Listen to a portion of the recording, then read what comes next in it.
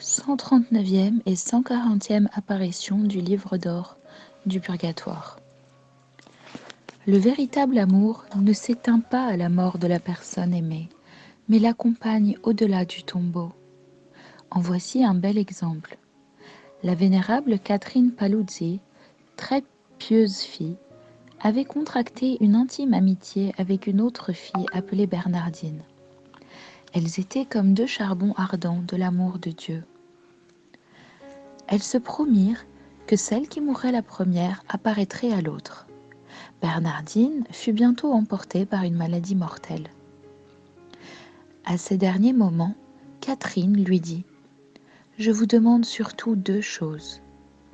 De me faire savoir d'abord où se trouvera votre âme après le jugement, afin que je mérite pour elle si elle a besoin de suffrage.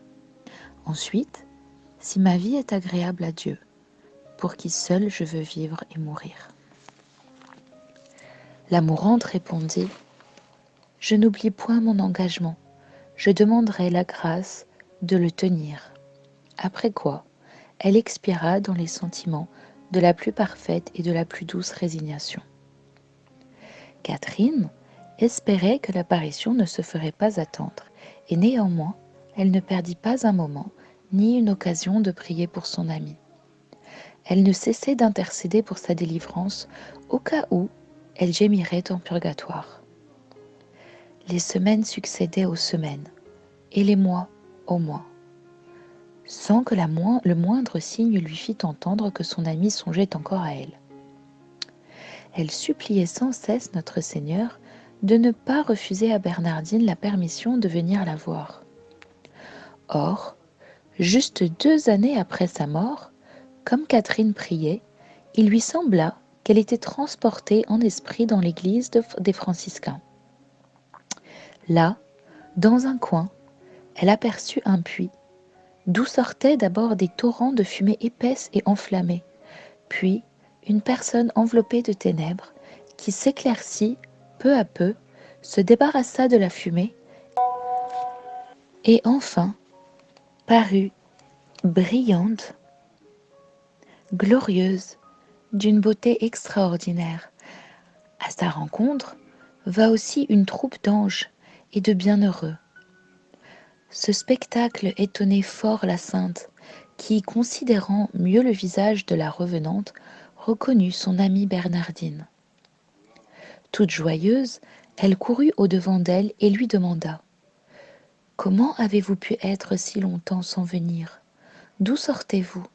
Comment avez-vous pu rester si longtemps au purgatoire? Que signifie tout cela ?»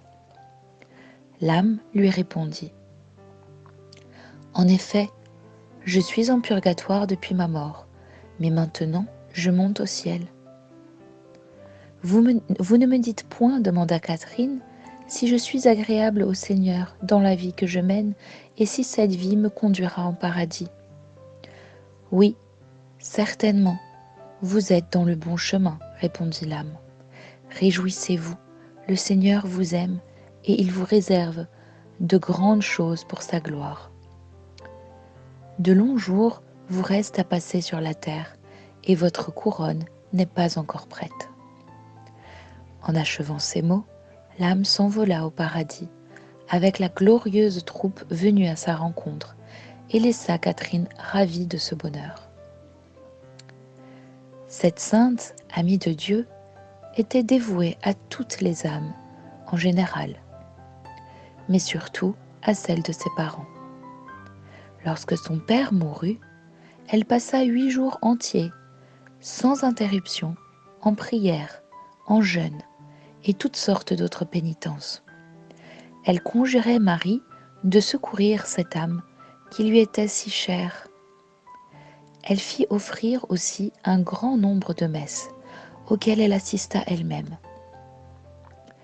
Après ces 8 jours, notre Seigneur, accompagné de sa patronne, sainte Catherine de Sienne, lui apparut et la conduisit par des chemins inconnus jusqu'au purgatoire. Là, elle entendit la voix lamentable de son père, qui du milieu du feu consumant la suppliait en gémissant de continuer de la même manière à le soulager jusqu'à sa parfaite délivrance.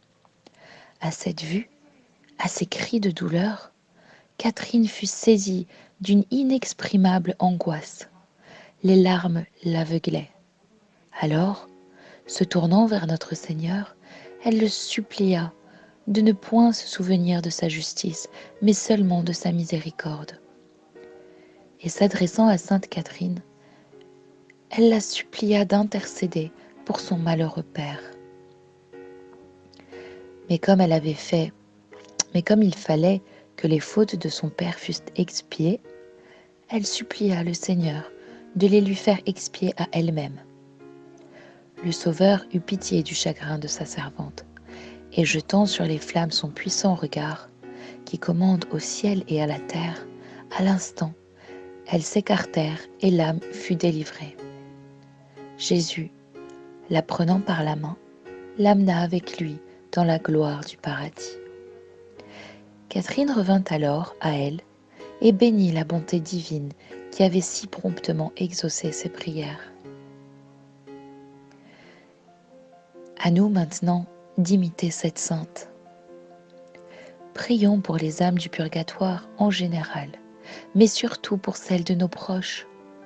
Si nous ne les délivrons pas aussi promptement que Catherine délivra son père, nous les soulagerons au moins, en proportion de ce que nous ferons pour elles, et nous les aurons ensuite pour perpétuelles bienfaitrices.